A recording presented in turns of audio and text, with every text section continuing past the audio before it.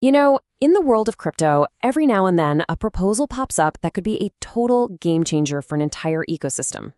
Well, today we're looking at one of those moments for Cardano. We're talking about the Indigo Innovation Proposal. And, trust me, it's a big one. Let's get into it. First, I want you to just look at this number.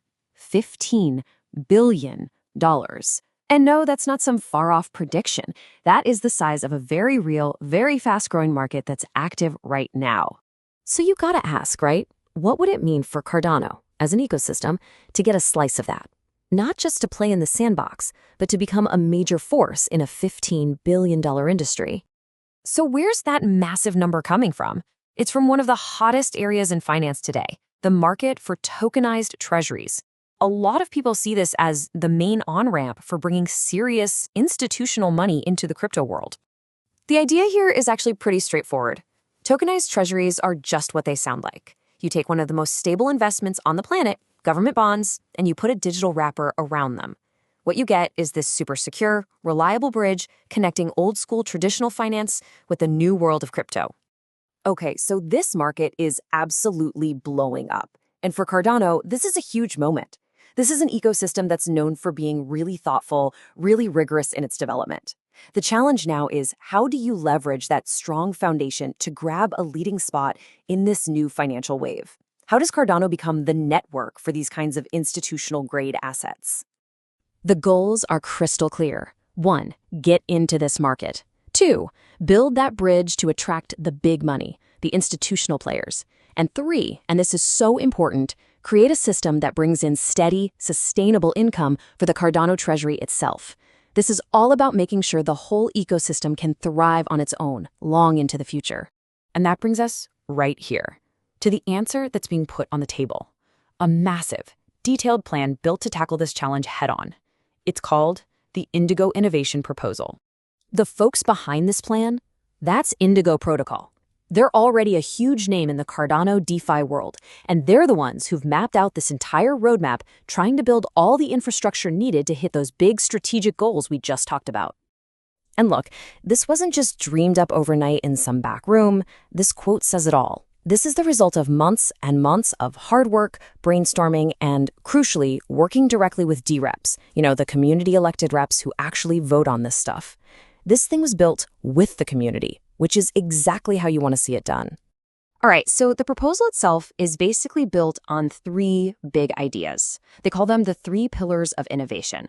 Each one is designed to tackle a different piece of that big strategic puzzle. First step, Pillar 1. This one gets right to the heart of that $15 billion opportunity. It's all about creating what are called institutional-grade real-world assets, or RWAs. Basically, this means bringing those super stable tokenized treasuries right onto the Cardano network. This creates that vital, secure on-ramp for big finance to get involved. Pillar 2 is all about leveling up what Cardano can do.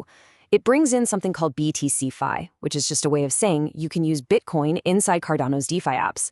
It also adds shielded assets, which means you can do private transactions. It just makes the whole network way more versatile, especially for users who really care about privacy. And then there's Pillar 3, and honestly, this might be the most crucial one for the long haul, the V2030RS framework. It's a fancy name for a really smart revenue-sharing model. Its whole job is to create a constant stream of income that flows right back into the Cardano treasury. If this works, Cardano could literally fund its own future development. That's the holy grail of ecosystem independence. So those are the 3 big forward-looking pillars, right? Building bridges, adding cool new features, securing the future, it all sounds great. But you might be wondering, what does any of this mean for users on the ground, like right now? How does all this ambition actually provide value today? Well, a big part of the answer just comes down to performance and efficiency. We can actually see proof that Indigo is already strong, even before this proposal goes through. It's all about offering better value than the competition. And hey, you don't have to take my word for it. Just look at the numbers. Right now, Indigo is offering seriously competitive borrow rates. They're often even lower than what you'd find on Aave, which is an absolute monster in the DeFi world on other chains. This just shows that the platform they've already built is efficient and ready to compete, which is a great sign for this much bigger vision. So, we've got a competitive product that's already out there, and we've got this massive, ambitious plan for the future. Which brings us to the most important part of the whole story. What happens now? This is where it gets real. The proposal is out there, it's live, and it's officially in its most critical phase, community review. Its fate isn't being decided by a few people in a boardroom.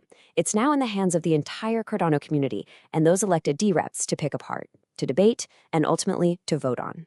Which leaves us all with this final massive question. This whole proposal is designed to be a bridge to connect the enormous pools of institutional money with Cardano's technology. And the question the community has to answer now is this. Is this the bridge that's going to launch Cardano into its next chapter? The decision is theirs.